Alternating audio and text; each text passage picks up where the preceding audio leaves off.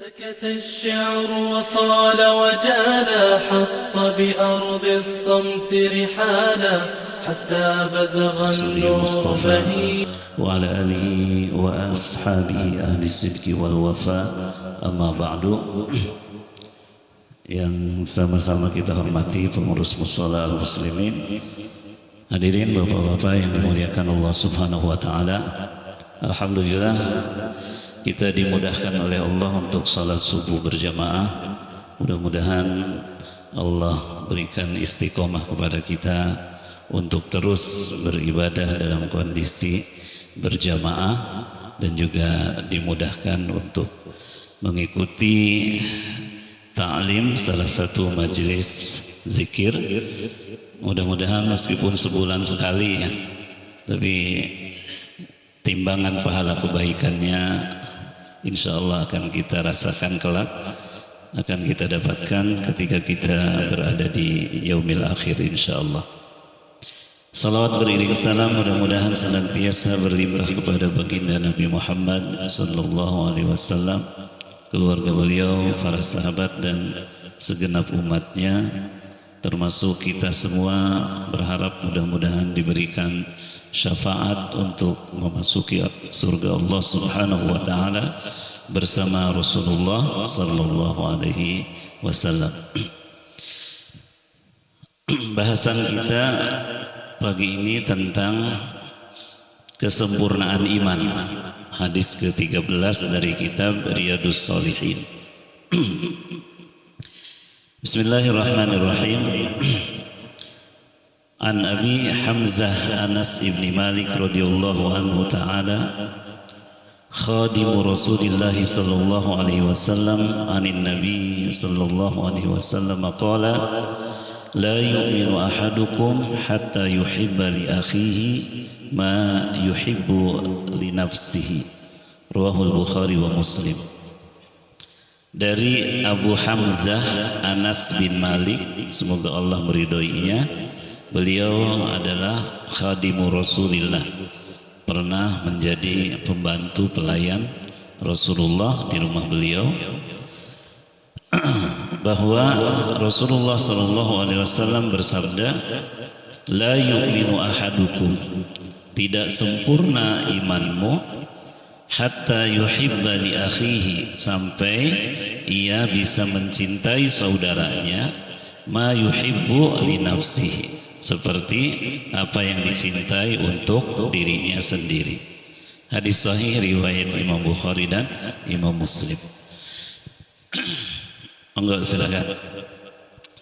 Bapak-bapak sekalian, hadis ini simpel sekali tentang sikap dan perasaannya yang nanti akan terbukti dalam perbuatan. Jadi kata Rasulullah sallallahu alaihi wasallam, la yu'minu, bukan tidak beriman ya, karena kalau tidak beriman berarti kan kafir. Tapi maksudnya adalah tidak sempurna imanmu. Sehingga dari sini kita mendapatkan pelajaran bahwa iman itu bertingkat. Ada yang sempurna, ada yang sedang, ada yang biasa, bahkan ada yang kurang iman. Tapi dia masih tetap orang beriman. Seperti contoh, dia pernah bersyahadat, tapi perbuatannya maksiat melulu. Nah, dia masih beriman selagi dia tidak murtad. Maka kalau dia murtad, udah lepas imannya. Nah, dalam sebuah hadis disebutkan bahwa iman itu terdiri dari 73 bagian. Yang paling tinggi adalah la ilaha illallah, maksudnya memperjuangkan kalimat tauhid. Yang paling rendah adalah menyingkirkan duri dari jalan, menyingkirkan sampah dari jalan. Kalau dia lewat ada sampah, lewat aja biasa, nggak disingkirin, berarti imannya rendah banget gitu kan. Karena yang paling rendah membersihkan lingkungan. Nah, jadi tingkatan-tingkatan iman itu sesuai dengan kondisi masing-masing. Bapak-bapak pernah kan kalau lagi imannya tinggi, wah belum azan aja nunggu, oh belum azan. Kalau lagi imannya rendah, udah qomat pun belum datang-datang, bahkan sholat di rumah gitu. Itu imannya rendah. Tapi yang sedang itu dipanggil azan datang gitu. Nah, jadi memang kualitas iman seseorang itu bertingkat-tingkat. Nah, Rasulullah mengaitkan iman kita dengan bukti kecintaan kepada orang lain. Jadi kalau mencintai diri kita agar diri kita mendapatkan kebaikan itu wajar. Tapi agar orang lain mendapatkan kebaikan seperti kita, nah ini agak jarang. Karena yang terjadi biasanya apa? Justru iri dan dengki. Tetangga kita beli mobil mewah gitu kan, apa yang terjadi? Kalau kita alhamdulillah ikut senang, tapi ada juga yang meriang gitu kan. Wah kok dia bisa gitu kan, saya enggak. Nah jadi ini memang sikap hati. Mencintai orang lain itu berat. Orang mencintai istri aja kadang ada tingkatannya. Ada yang cintanya benar-benar gitu kan, ada yang karena kebutuhan aja gitu kan. Bahkan cinta kepada anak-anak kita juga bertingkat, enggak semuanya sama. Seperti kisah yang Allah abadikan itu kan, yang melahirkan fitnah besar dalam keluarga Nabi Yakub alaihissalam. Kan Yusuf mendapatkan perhatian lebih menurut saudara-saudaranya, sehingga akhirnya ya terjadilah apa yang terjadi. Nah, jadi biasanya seperti itu, dan itu memang manusiawi. Bahkan manusia didengki oleh makhluk lainnya, iblis. Ketika Nabi Adam dijadikan khalifah, apa yang terjadi? Dimusuhi hingga hari kiamat. Bukan hanya Adam doang yang dimusuhi, anak cucunya termasuk kita dimusuhi oleh iblis dan bala tentaranya minal jinnati wan nas. Jadi maksud dari tidak sempurna imannya sampai mencintai saudaranya seperti mencintai dirinya, ini maksudnya lebih kepada agar kebaikan yang kita rasakan juga dirasakan oleh orang lain. Jadi bukan cinta seperti cinta suami kepada istrinya, bapak kepada anak-anaknya, bukan. Karena itu mah puncak cinta ya. Ada sih kejadiannya. Dalam surah Al-Hasyr itu Allah abadikan, wa yu'siruna ala anfusihim walau kana bihim khassasah. Orang-orang Ansor itu mendahulukan kepentingan saudaranya dari Muhajirin lebih dari diri mereka sendiri, meskipun mereka juga butuh. Itu hanya orang-orang Ansor saja gitu ya. Mereka mencintai saudaranya dari Muhajirin lebih dibandingkan diri mereka sendiri. Yang nanti diabadikan juga dalam kisah, dalam hadis itu, persaudaraan antara Abdurrahman bin Auf dari Muhajirin dengan Sa'ad bin Rabi dari Ansor. Ini Sa'ad bin Rabi ini kaya raya gitu kan. Sementara Abdurrahman karena hijrah ninggalin semua hartanya gitu kan. Cuman hanya pakaian yang melekat di badan saja. Kata Sa'ad bin Rabi, harta saya banyak, saya akan bagi dua. Saya juga punya istri dua cantik-cantik. Silahkan kau pilih, nanti aku ceraikan, kau nikah lagi dengan mantan istriku itu. Kalau kita apa yang dilakukan, ditawarin gitu, ahlan wa sahlan gitu, marhaban gitu. Kalau Abdurrahman bin Auf enggak, udah cukup, itu buatmu saja, hartamu hartamu, istrimu istrimu. Yang penting sekarang bantu aku, di mana pasar di Madinah, ya kasih modal dikit lah gitu kan. Akhirnya berjualan tuh Abdurrahman bin Auf, dan nggak lama kemudian karena memang dia pedagang pebisnis yang ulung gitu kan, udah sukses gitu. Nah, kalau udah sukses ya nikah gitu kan. Jadi istri yang di Mekah karena belum diajak ya tetap gitu kan, tapi yang di Madinah istri baru. Makanya sunnah juga punya istri baru gitu ya. Enggak, ini mah dari saya gitu. Nah, bapak-bapak sekalian, jadi yang pertama dari hadis ini, tingkatan iman itu berbeda-beda. Nah, kita kan ingin imannya sempurna, maka ditunjukkan jalannya oleh Nabi. Salah satu tanda sempurnanya iman, punya perhatian kepada saudara seiman. Termasuk kayak sekarang, Saudara kita di Palestina itu kan jauh dari sisi geografi, teritorial, suku, bangsa, bahasa, beda sama kita. Tapi kenapa kita punya kepedulian? Karena mereka seiman dengan kita.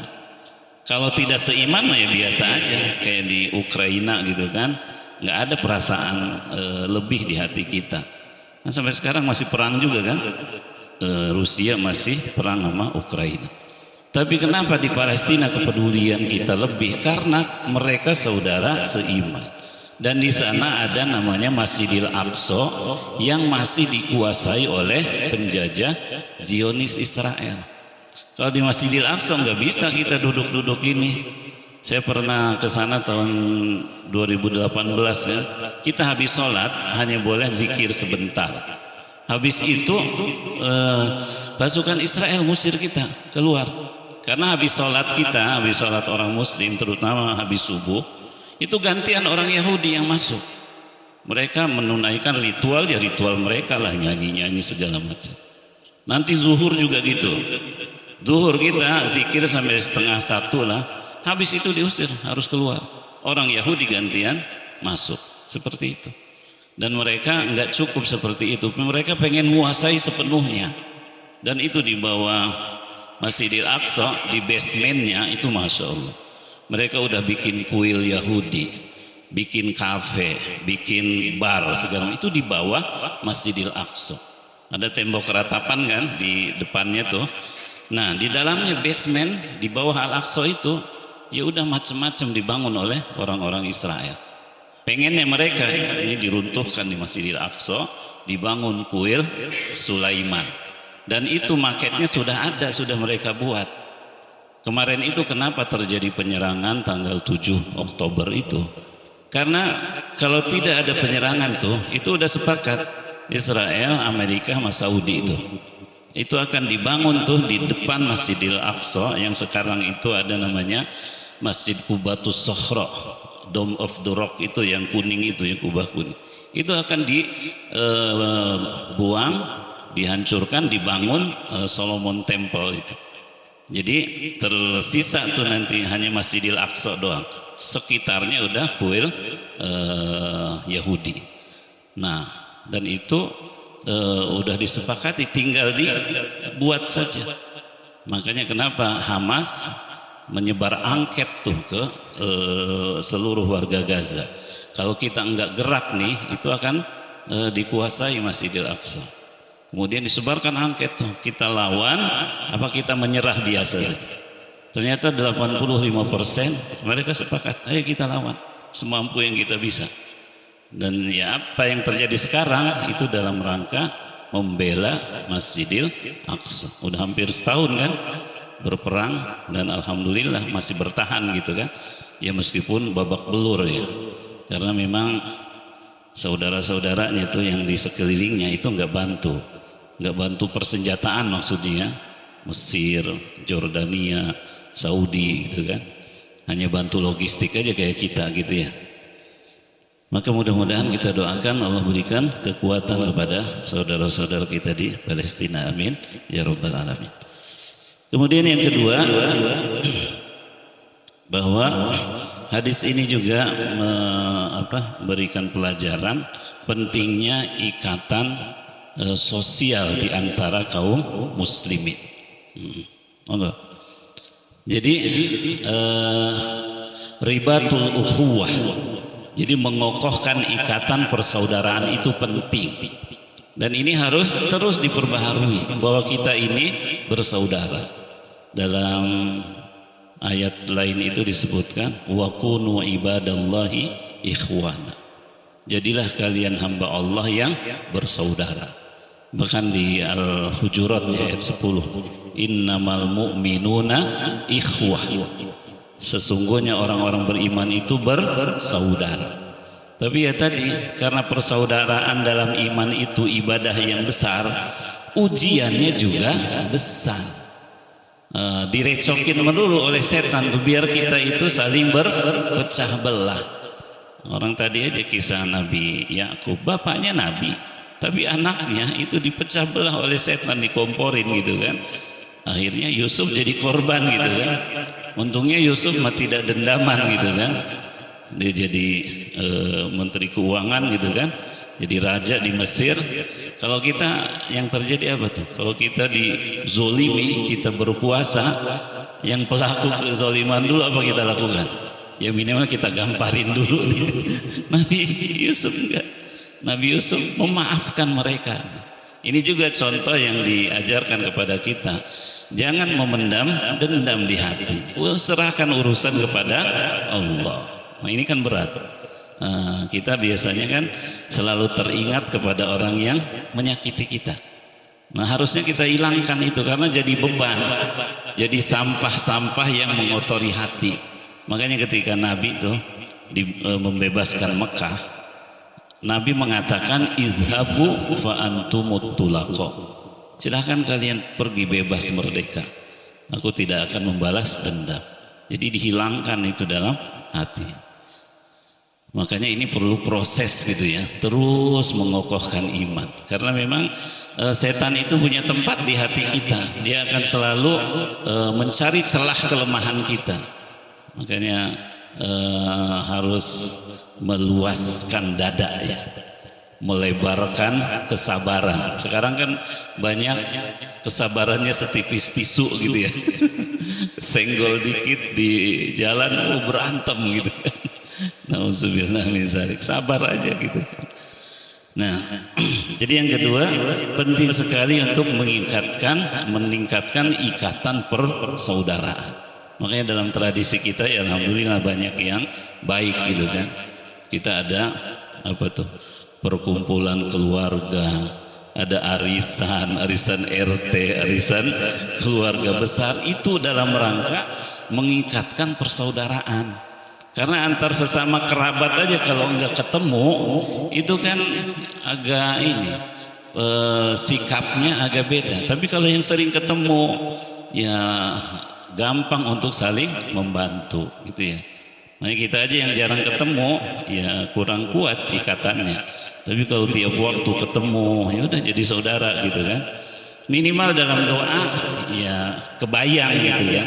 Ketika menyebutkan Allahumma gfir lil muslimina wal muslimat, itu kan yang masuk dalam doa itu orang-orang terdekat kita dulu, orang-orang yang kita kenal dulu, baru orang-orang jauh gitu ya.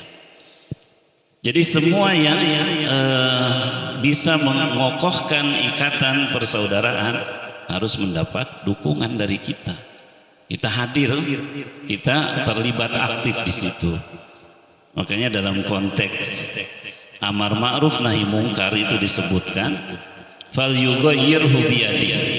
Kalau kita lihat kemungkaran, ubah dengan tangan kita. Kadang-kadang kalau sendirian itu enggak kuat. Tapi kalau bersama-sama menghilangkan kemungkaran itu lebih kuat. Makanya penting untuk saling bahu-membahu dalam menyebarkan kebaikan dan mencegah kemungkaran. Karenanya Islam itu hadir bukan hanya untuk sektoral bangsa Arab saja. Dia untuk seluruh dunia. Wa ma arsalnaka illa rahmatan lil alamin. Kami tidak mengutusmu wahai Muhammad kecuali untuk menjadi rahmat bagi seluruh alam. Nah, dari sini kemudian petunjuk Nabi ini mengajarkan kepada kita sempurnakan iman dengan saling mencintai sesama orang beriman. Salah satu bukti aplikasinya kalau ketemu orang beriman, ucapkan salam, afsus salam. Baik kita kenal ataupun tidak kita kenal. Jadi bukan say hello aja gitu kan, tapi mendoakan assalamualaikum. Lebih afdol lagi assalamualaikum warahmatullahi wabarakatuh. Jadi ungkapan ini itu kan ungkapan doa sekaligus ungkapan perdamaian gitu kan. Nah, kita lihat nih orang muslim kira-kira dari tampilannya udah ucapkan salaman, baik kenal maupun tidak kenal. Nah, bagaimana kalau yang kita ucapkan salam ternyata non muslim gitu? Ya udah, kan karena kita nggak tahu gitu kan. Ya dia jawab, ya bagus, nggak jawab juga nggak masalah. Tapi kalau kita muslim, menjawab salam itu wajib. Kalau menyampaikan salam itu sunnah, tapi menjawabnya wajib. Nah makanya kadang-kadang kan juga nih di grup ada yang salam. Ya karena di grup itu hukumnya fardu kifayah, kan banyak tuh ditujukannya bukan ke seseorang. Nah maka menjawabnya juga fardu kifayah, harus ada salah satu yang menjawab. Kalau enggak ya dosa bersama gitu. Nah makanya kalau untuk pribadi ya japri saja gitu kan. Jadi kalau ke grup mudah-mudahan ya minimal adminnya jawab gitu kan. Karena admin itu mewakili seluruh anggota grup. Gitu ya. Maka dalam banyak ayat disebutkan pentingnya mengokohkan ikatan ukhuwah ini, kata Allah, ya ayyuhan nasu inna khalaqnakum min dzakari wa unsa wa ja'alnakum syu'uban wa qabaila lita'arafu. Wahai sekalian manusia, sungguhnya aku menciptakanmu dari seorang lelaki dan seorang perempuan, jadi Adam dan Hawa. Lalu aku jadikan kamu berbangsa-bangsa, bersuku-suku agar kamu saling mengenal. Jadi ta'aruf. Nah ta'aruf itu kan ya kalau di kita kan udah majemuk kan, dari berbagai kabilah, dari berbagai suku. Kalau berbagai bangsa ya kalau interaksinya lebih luas gitu kan, berarti kan kita harus bisa bahasa. Nah kita nih masih kurang nih keterampilan bahasanya. Minimal bahasa Inggris itu kan untuk komunikasi, atau bahasa Arab kalau ke bangsa Arab gitu ya. Kita memang kurang maju sepeninggal Belanda itu ya. Rata-rata yang dijajah Inggris itu mereka bahasa Inggris itu jadi bahasa kedua, kayak Malaysia, Singapura, kemudian mana lagi tuh, rata-rata mereka jago bahasa Inggrisnya. Kalau kita bahasa Belanda enggak, bahasa Inggris juga enggak gitu kan, bahasa Arab pun jongkok pula gitu kan. Padahal kita biasa dari kecil diajarin huruf-huruf Arab, bahkan sampai tahun berapa tuh 74 ya. Itu kan masih bahasa Arab pegon loh. Sebelum EYD itu kan, dulu nulis bahasa Indonesia pakai aksara Arab, meskipun isinya mah bahasa Sunda atau Jawa gitu kan. Dihapuskan oleh siapa tuh, Menteri Daud Yusuf nih, David Yosef, ternyata kan non muslim kan, dihapuskan tuh huruf-huruf Arab. Nah hingga kesini ya nggak bisa lagi. Saya dulu masih waktu di pesantren tahun 80-an, ibu saya itu biasa kalau nulis surat masih pakai tulisan Arab meskipun bahasanya mas Sunda gitu. Nah ini sekarang udah jarang gitu. Jadi keterampilan bahasa kita juga perlu ditingkatkan. Dan sekarang orang-orang Inggris yang kesini jago bahasa Indonesianya gitu kan. Orang-orang bule jago bahasa Indonesia. Nah kita nggak jago bahasa Inggrisnya karena nggak dipakai memang. Kemudian di ayat lainnya Allah menyebutkan, ya ayyuhan nasu taqu rabbakumul ladzi khalaqakum min nafsin wahidah. Wahai sekalian manusia, bertakwalah kamu kepada Tuhanmu yang telah menciptakanmu dari nafsi wahidah, dari Nabi Adam gitu, dari satu jiwa gitu. Nanti Siti Hawa kan dari Nabi Adam juga diciptakannya. Bahwa kita semua hamba Allah gitu ya. Inna akramakum indallahi atqakum. Yang paling mulia di sisi Allah itu yang paling takwa. Kalau rezeki itu kan anugerah, itu mah nggak bisa diutak-atik, karena udah selesai ketika di rahim ibu usia 4 bulan. Rezeki kita beda, nggak akan sama. Semua makhluk dapat rezeki sesuai porsinya. Mau pontang-panting pun, kalau belum rezeki kita nggak bakalan dapat. Udah dapat pun hilang gitu. Nah makanya urusan rizki itu dalam doa pun kita mintanya keberkahan. Nah, kan dalam doa tuh, inna nas'aluka salamatan fid din wa afiatan fil jasad wa ziyadatan fil ilmi wa barakatan fil rizq. Keberkahan dalam rezeki. Tapi kalau ilmu wa ziyadatan fil ilmi. Kalau ilmu mah harus nambah. Kalau rezeki mah udah ditakar oleh Allah. Yang penting mah ikhtiar aja. Kalau nggak cocok di air ya di darat gitu kan. Nggak di darat di udara gitu kan. Nah, jadi memang semua makhluk itu Allah cukupkan rezekinya. Cuman kadang-kadang salah menempatkan, pusing urusan rezeki. Padahal rezeki mah itu mah urusan Allah, bukan urusan kita. Yang penting mah kita mah syukuri apa yang ada gitu ya. Kemudian berikutnya dari hadis ini kita juga diberikan pelajaran oleh Allah tentang hubbul khairi lil insaniyah kulliha. Kita itu dianjurkan untuk memiliki rasa bahwa kebaikan ini harus dirasakan oleh seluruh manusia. Jadi jangan berhenti di kita gitu kan.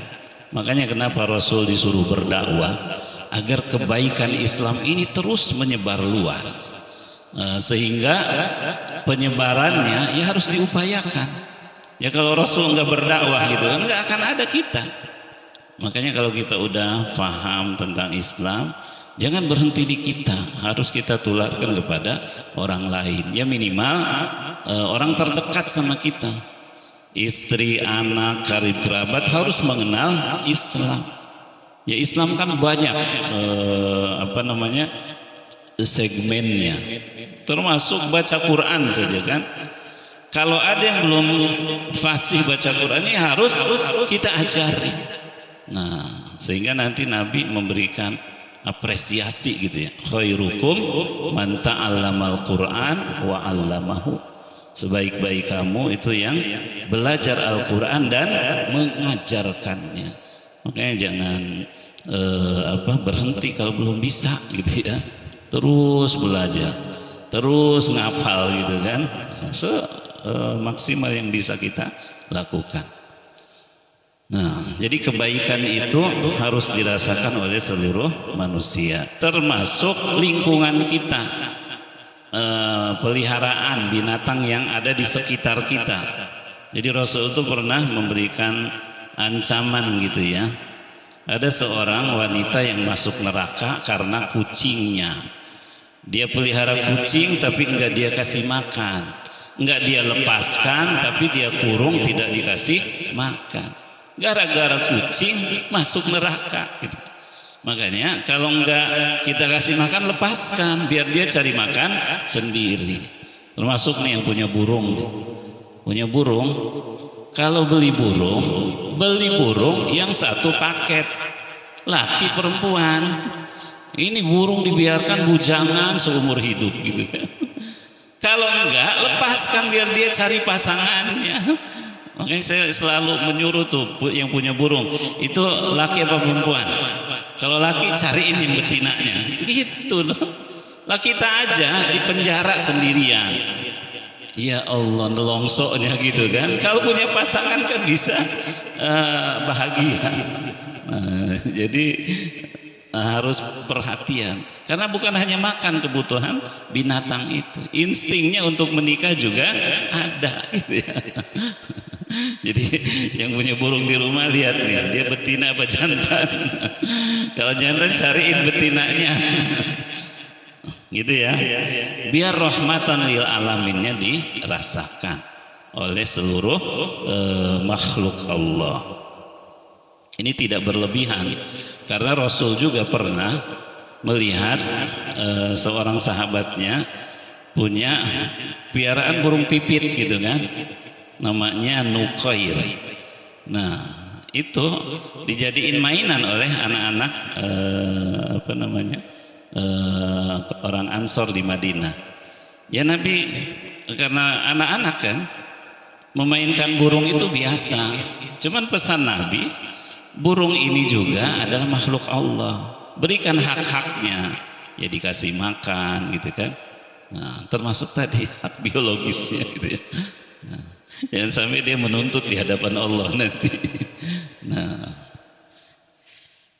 Terus Nabi juga melarang mengadu binatang.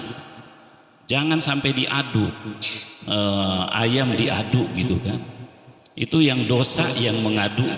Nah ayam mah nggak tahu, dia kan nggak punya otak gitu kan. Ada yang perlu dilawan, dia lawan gitu kan. Tergantung orang yang memiliki ini. Makanya mengadu domba itu nggak boleh. Domba itu kalau diadu, ya dia mah hanya punya tanduk gitu kan. Dia tanduk aja gitu kan. Bahkan pemiliknya pun kadang-kadang dia sebel ditanduk juga. Ada di YouTube tuh. Itu galak banget domba. Semua orang dia tanduk gitu.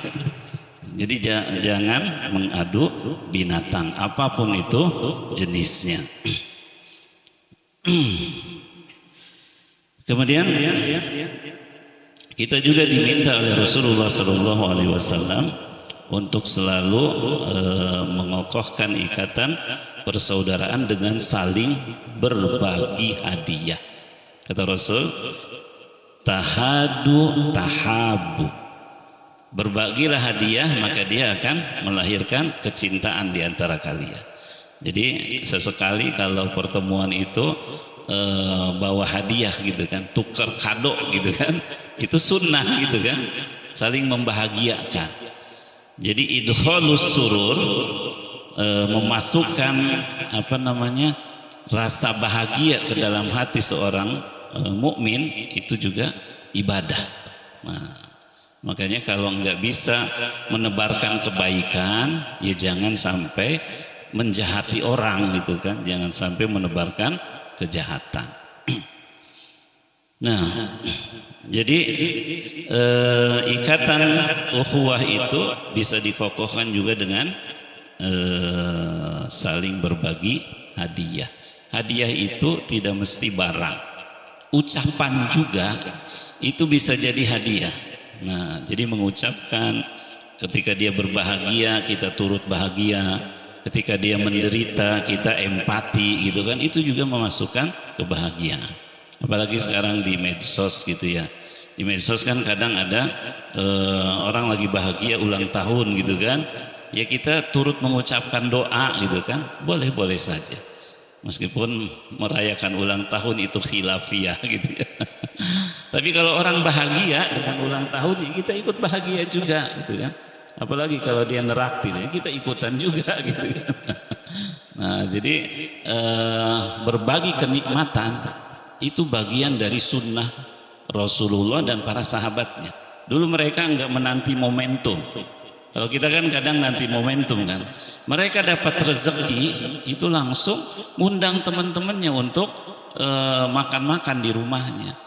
Bahkan dalam kisah asbabun nuzul tentang larangan berbicara dalam sholat itu kan ada di surah Al-Baqarah ya. Hafizu ala sholawati was sholatil wusta wa qumu lillahi qanitin. Sebelum turun ayat ini kan kata Allah, jagalah sholat-sholatmu dan jaga sholat asarmu, lalu berdirilah menghadap Allah dengan khusyuk. Dulu sebelum ayat ini turun, ngobrol dalam sholat itu biasa. Yang penting enggak ganggu imam gitu kan. Makanya pernah itu ngomong antara Ali sama Tolha. Tolha dapat nikmat, Noel Ali. Ntar habis sholat mampir ke rumah ya. Itu didengar oleh Umar bin Khattab. Makanya Umar minta kepada Nabi, ya Rasulullah, berdoalah kepada Allah agar sholat itu khusyuk gitu kan, nggak ngobrol. Nah akhirnya turun ayat itu tuh, nggak boleh ngomong lagi. Yang masih dibolehkan ngomong itu tawaf. Tawaf itu mirip sholat, dia harus wudhu, dia harus putarannya 7 kali, mirip sholat sama sekali. Tapi yang dibolehkan ngobrol masih boleh tuh dalam tawaf. Tapi sholat udah enggak boleh. Jadi para sahabat itu biasa mentraktir antar mereka gitu ya. Bahkan dalam perang Khandaq gitu kan. Perang Khandaq itu kan terjadi di masa sulitnya. Perang Ahzab namanya. Semua sekutu orang-orang kafir sepakat menyerbu Rasul di Madinah. Nah, karena masa sulit, kerja baktinya bikin parit itu melelahkan. Sementara makanan enggak ada. Kalau kita kan kerja bakti, kopi mah ada gitu kan. Bisa goreng. Ada. Itu nggak ada sama sekali. Sampai Rasul ngikat batu di perutnya biar nggak melilit gitu kan. Sahabat juga pada begitu. Nah akhirnya Jabir bin Abdullah itu bilang kepada istrinya, kita masih punya anak kambing nih yang layak makan, usia 6 bulanan lah. Sembelih tuh nanti ngundang Nabi. Nah Jabir berkata kepada Nabi, ya Rasulullah, aku di rumah udah menyediakan makanan cukup untuk 10-20 orang. Nah maka ngundangnya pun berbisik-bisik biar enggak kedengaran semua, nanti ajak 10-20 orang. Kata Nabi, wahai seluruh sahabatku, Jabir mengundang kita makan-makan. Itu ada 500 sampai 1000 orang tuh sahabatnya. Lah Jabir pucat gitu. Ya Rasulullah, ini cukupnya untuk 10-20 orang. Kata Nabi, tenang aja. Kamu pulang ke rumah, biarkan itu daging di tempatnya gitu. Diajak 1000 orang tuh makan habis masih nyisa gitu kan. Nah itu diantara mukjizat Rasul, bisa memperbanyak makanan. Kalau kita punya keajaiban gitu, mantep banget. Kalau kondangan nggak bakal kekurangan gitu. Nah itu mukjizatnya. Nah lalu dari sisi kejiwaan, hadis ini juga menenangkan hati bahwa kita itu punya saudara gitu kan. Kalau orang yang punya saudara itu, ya saudara nggak bakal meninggalkan saudaranya. Makanya kenapa saudara kita di Palestina terus berjuang. Mereka yakin saudaranya pasti membantu meskipun hanya doa gitu kan. Karena doa juga manfaat gitu kan. Dengan doa-doa kita, doa kaum muslimin yang tulus ikhlas, Allah berikan kekuatan itu. Kan pernah tuh di hari ke berapa tuh, ke 100 pertempuran tuh. Itu para mujahidin kan kalut karena air bersih untuk minum itu sangat kurang karena dibombardir semua kan, bahkan terowongan digelontori ratusan kubik air laut gitu kan, ditutup oleh Israel. Tapi apa yang terjadi itu, masya Allah, air laut itu disaring oleh pasir-pasir dari terowongan itu jadi air tawar gitu kan. Akhirnya nggak kekurangan air lagi. Jadi mereka bisa minum, warga bisa minum dari air yang niatannya Israel itu ingin menutup terowongan. Nah itu berkat bantuan dari doa-doa kaum muslimin. Makanya jangan meremehkan doa. Apalagi kalau donasi kita sampai gitu kan. Cuman donasi kita kemarin itu bahkan banyak yang ditebarkan lewat udara gitu kan. Karena kalau lewat Israel itu dihancurin dulu oleh Israel, logistik kita dihancur-hancurin, itu bantuan kemanusiaan, nggak sampai ke pengungsian Palestina. Nah jadi secara kejiwaan hadis ini mengajarkan kepada kita untuk memiliki ketenangan hati karena kita ini bersaudara. Sehingga dalam konteks ini nanti Rasulullah SAW memberikan petuah kepada kita. Man kana yu'minu billahi wal yaumil akhir falyukrim jarahu. Dalam riwayat lain falyukrim doifahu. Siapa yang beriman kepada Allah dan Rasulnya serta hari akhir, hendaklah memuliakan tetangganya, hendaklah memuliakan tamunya. Nah ini bagi kita nih, tetangga itu saudara kita. Nah, karena mereka yang terdekat dengan kita. Makanya beliau berpesan kepada para istrinya, kalau masak banyakin kuahnya gitu kan. Nah, maksudnya untuk berbagi dengan tetangganya. Nah, sayangnya sekarang tetangga kita kadang kurang peduli gitu ya. Padahal tetangga itu jaraknya cukup banyak ya, 40 rumah ke depan, ke belakang, kanan kiri, satu RT itu. Itu tetangga kita. Ya kalau rezekinya lebih banyakin gitu. Nah jangan sampai kayak tukang sate ngasih baunya doang gitu kan. Aromanya kemana-mana kita nggak menikmati. Jadi ini wejangan Nabi kepada kita, hendaklah muliakan tetangga, hendaklah muliakan tamu. Nah, kita memang mendesain rumah, kalau yang rezekinya lebih, itu harus ada ruang tamu. Jadi tamu itu kan dia menginap 3 hari 3 malam, itu kita yang menanggung. Idealnya kayak kamar hotel gitu kan. Ada toilet di dalam gitu kan. Jadi kalau tamu mampir itu nyaman gitu. Idealnya seperti itu. Nah, kalau enggak, ya udah sewain hotel kita yang bayar gitu. Nah, jadi memuliakan tamu sampai sedemikian itu. Nah, lalu hadis ini secara politis bahwa seorang muslim itu dia hidup dalam keamanan dan penjagaan Islam. Dalam surah Quraisy itu kan disebutkan falyabudu rabb hadzal bait alladzi at'amahum min ju' wa amanahum min khauf. Ini sebenarnya tugas kaum muslimin, mengajak orang untuk ibadah lalu menghadirkan kesejahteraan dan keamanan. Nah, maka konteks hadis ini kita harus memberikan rasa aman kepada kaum muslimin. Dan ini tidak mungkin terlaksana tanpa ada kepemimpinan Islam. Nah, jadi sejak runtuhnya khilafah itu kaum muslimin, masya Allah, nggak ada yang menjaga dan melindunginya. Ya buktinya sekarang Palestina babak belur, nggak ada yang ngirim senjata gitu ya. Kan mereka butuhnya senjata. Itu nggak imbang banget kan antara senjata Palestina sama Israel. Nah, kalau dulu itu masya Allah ada kisah di zaman kekhalifahan Abbasiyah, itu ada istilah yang sangat populer. Ada seorang wanita muslimah dilecehkan di Azerbaijan. Sekarang Azerbaijan dekat Yunani, dekat Turki itu. Sementara pusat pemerintahan itu di Baghdad, di Irak dulu. Dia berteriak dengan mengucapkan wa Mu'tasimah, memanggil khalifahnya, wahai Mu'tasim, tolong aku. Kalimat ini kedengaran oleh silih berganti disampaikan ke Mu'tasim billah. Apa kata Mu'tasim? Akan aku utus tentara yang depannya itu berada di Azerbaijan dan ujungnya ada di Baghdad. Itu masya Allah.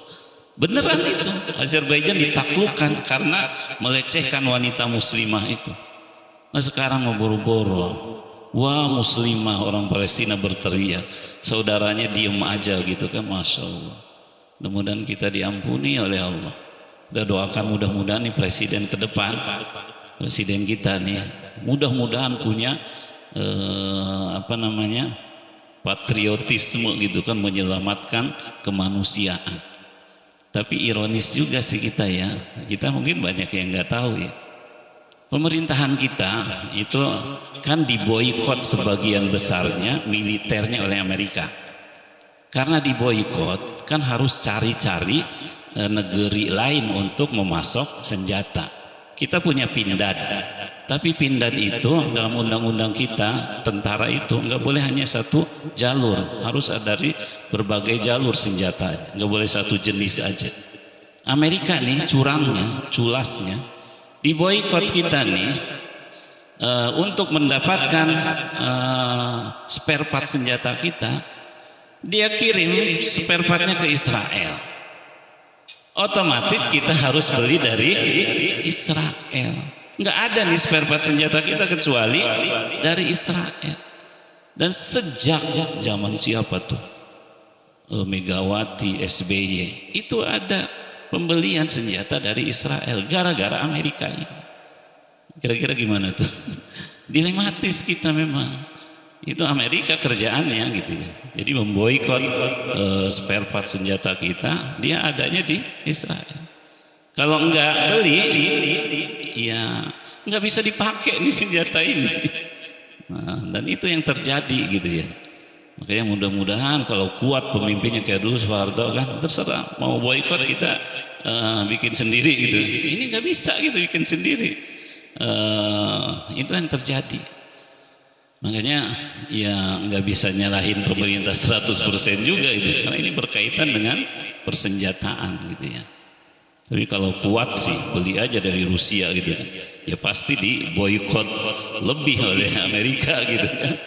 Nah, jadi ini berkaitan dengan sisi politis bahwa Islam itu harus memberikan keamanan dan kesejahteraan, dan itu hanya bisa terjadi kalau ada kepemimpinan Islam. Nah, sekarang ini boro-boro mengarah ke sana gitu kan. Yang ada diprovokasi melulu kan. Saudi perang sama Yaman gitu kan. Yaman tuh babak belur juga tuh. Diserang oleh Saudi, Emirat, sama Mesir tuh. Yang diserang Yaman. Harusnya yang diserang itu Israel. Iya memang Syiah gitu kan. Cuman nggak hanya Syiah di Yaman itu, Sunni juga banyak. Yang jadi korban ya semuanya gitu ya. Nah, jadi kita ini memang lagi dalam kondisi yang lemah secara politis, gampang diadu domba. Nah, kemudian yang terakhir dari sisi ekonomi ini, hadis ini juga mengajarkan kepada kita bahwa Rasul itu mengingatkan bahwa iman seseorang itu hilang. Boro-boro sempurna hilang. Kapan iman seseorang itu hilang kata Rasul? Ketika dia tidur nyenyak, tetangganya kelaparan. Masya Allah. Jadi kalau kita tidur nyenyak, tetangga kita kelaparan, itu udah nggak beriman menurut Rasul. Makanya kenapa harus perhatian fal yukrim jaroh itu, harus cari kondisi tetangga kita. Kenapa nggak kelihatan? Bisa jadi kelaparan. Bahkan yang kasus itu non muslim ya, di mana tuh orang tuanya meninggal berdua itu. Itu karena anak-anaknya udah sukses, nggak pernah ditengok gitu kan. Masya Allah, udah membusuk gitu kan. Jangan sampai terjadi seperti itu. Nah, makanya kenapa pentingnya ikatan di masyarakat itu, di RT, di RW gitu kan. Ini memang berat gitu ya. Pengurus RT harus tahu warganya gitu kan. Nah, pengurus musola harus tahu jamaahnya. Nah, gitu juga kan. Makanya silaturahim penting dijalankan. Ya lumayan ada arisan RT per bulan. Tapi ada juga yang nggak ikut kan. Harusnya yang nggak ikut hadir juga gitu kan, biar silaturahim terjadi. Siapa nih yang nggak ikut nih? Ikut perkumpulannya meskipun nggak ikut arisannya gitu ya. Jadi tolong menolong dalam masalah ekonomi itu juga bagian dari tuntutan kesempurnaan iman. Idealnya sih memang harus banyak orang yang kaya raya di kalangan kaum muslimin. Kalau sekarang itu justru negara-negara yang non muslim ya, yang perhatian kepada warganya sangat terlihat. Contoh saja di Australia itu kalau punya anak apalagi banyak itu dianggarin sama negara gitu kan. Saya punya teman dia mukim di sono gitu, itu orang Indonesia tapi punya anak itu didaftarin di kecamatannya lah, dapat tunjangan tiap bulannya, apalagi warga aslinya. Dan itu banyak di negeri-negeri di mana pemimpinnya orang kafir gitu. Nah kalau di negeri muslim sih baru di Qatar ya, Qatar, Kuwait, Brunei itu yang kekayaannya melimpah ruah. Kalau kita kan kekayaan kita dirampok bajingan semua kan. Nah, sebenarnya kita itu kaya rayanya Masya Allah. Tapi ironis APBN-nya dari malak rakyat, pajak gitu kan. Makanya nggak berkah di negeri di mana pembiayaannya dari perampokan kepada rakyat. Kenapa rampok? Karena wajib kan, nggak bayar pajak, ya ditilang gitu kan. Sementara zakat sukarela gitu kan. Kalau pajak itu urusannya penjara, kalau zakat neraka gitu kan. Yang urusannya dengan neraka dibikin sukarela aja gitu. Kalau pajak mau dicari-cari gitu kan. Nah makanya kita berharap ya di samping kita harus berdoa ya, memohon pemimpin yang adil gitu ya. Kita juga memohon agar dikuatkan oleh Allah para pemimpin kita agar bisa menebarkan keadilan. Baik, para hadirin sekalian, ini diantara pelajaran-pelajaran dari hadis yang kita bahas di pagi hari ini. Kesimpulannya bahwa kita ini dituntut oleh Rasulullah agar terus menyempurnakan iman, karena kita berharap husnul khotimah. Husnul khotimah itu kan puncak kebaikan, dan puncak kebaikan itu harus dilewati dengan berbagai amal-amal sholih. Salah satunya mencintai saudara kita seperti mencintai diri kita sendiri, agar kita selamat, saudara kita seiman juga selamat. Aku qouli hadza wa astaghfirullah li wa lakum. Assalamualaikum warahmatullahi wabarakatuh. Monggo, ada yang baru bertanya kah? Silakan, Mas.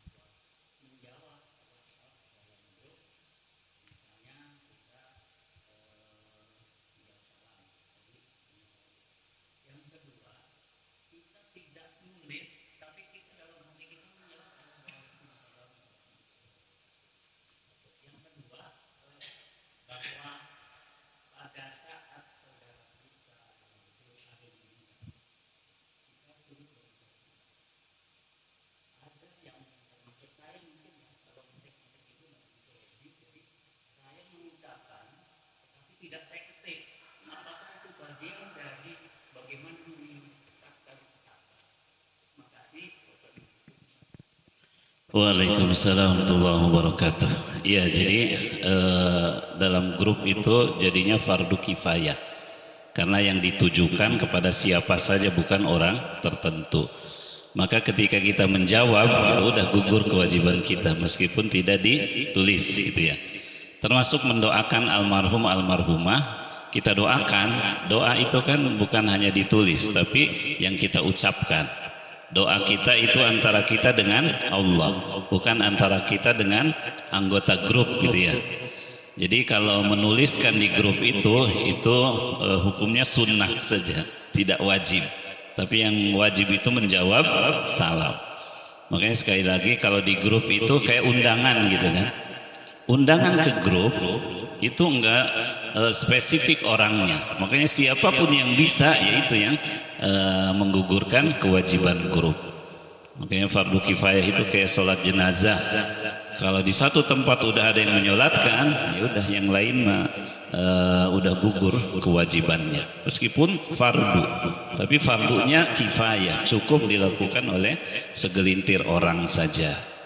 Makanya kasus sholat gaib dulu itu kenapa Rasul sholat gaib?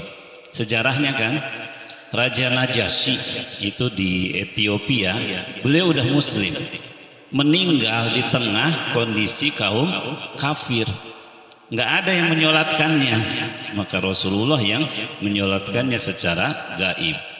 Nah, maka sekarang kalau ada sholat gaib itu sunnah hukumnya, tidak wajib. Ketika ada yang sunnah ya kita ikut aja gitu. Kayak kemarin gugur Ismail Haniyah kan, pemimpin Hamas, di masjid ngadain sholat gaib, ya udah kita ikut aja. Kalau ikut ya dapat pahala gitu kan. Nah, sama seperti kalau di Masjidil Haram, Masjid Nabawi, tiap waktu sholat ada sholat jenazah. Kita nggak kenal gitu kan, ya udah sholat aja. Toh kita dapat pahala besar gitu kan, meskipun kita nggak mengenalnya. Jadi cukup dengan berdoa. Atau sekarang mah kalau lebih memudahkan, kan ada voice note-nya tuh. Udah direkam aja kirim. Waalaikumsalam warahmatullahi wabarakatuh. Kirim gitu kan. Itu juga boleh dilakukan. Seperti itu di interaksi medsos kita saat ini. Gitu ya. Jadi jadikan sarana kebaikan.